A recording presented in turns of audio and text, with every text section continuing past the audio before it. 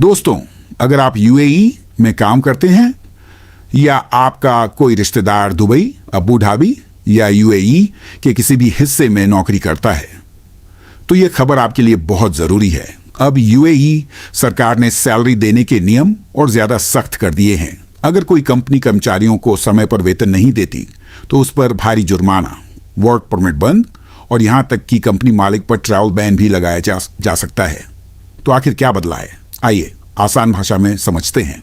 UAE में साल 2009 से एक सिस्टम चलता है जिसका नाम है WPS यानी वेज प्रोटेक्शन सिस्टम।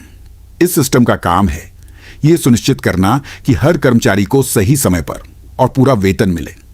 अब नए नियम के अनुसार कंपनी को तय समय सीमा तक कर्मचारियों की कम से कम 85% सैलरी देनी ही होगी।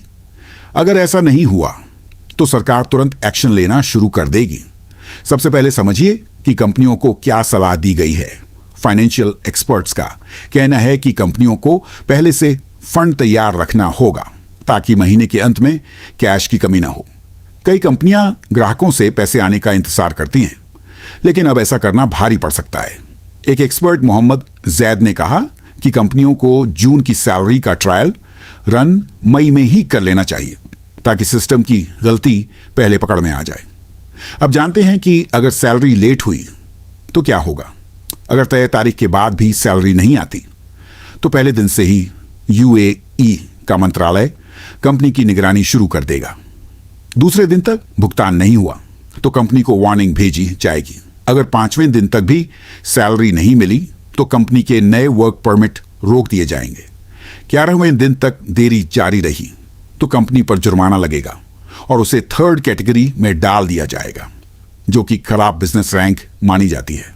16वें दिन मामला और गंभीर हो जाएगा।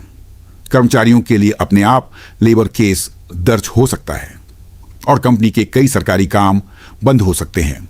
और अगर 21 दिन तक भी वेतन नहीं दिया गया तो सरकार कंपनी की संपत्ति जब्त करने की प्रक्रिया शुरू कर सकती है। साथ ही कंपनी मैनेजर पर ट्रैवल बैन भी लगाया जा सकता है। 50 से ज्यादा कर्मचारियों वाली कंपनियों पर और ज्यादा सख्ती होगी। अगर बार बार नियम तोड़े गए तो मामला कोर्ट और अभियोजन तक जा सकता है। अब सवाल यह है कि यूएई सरकार इतना सख्त कदम क्यों उठा रही है।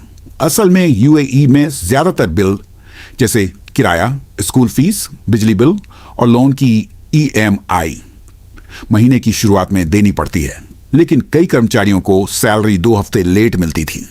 इस वजह से लोगों को late fee, credit card interest और फाइनेंशियल स्ट्रेस का सामना करना पड़ता था।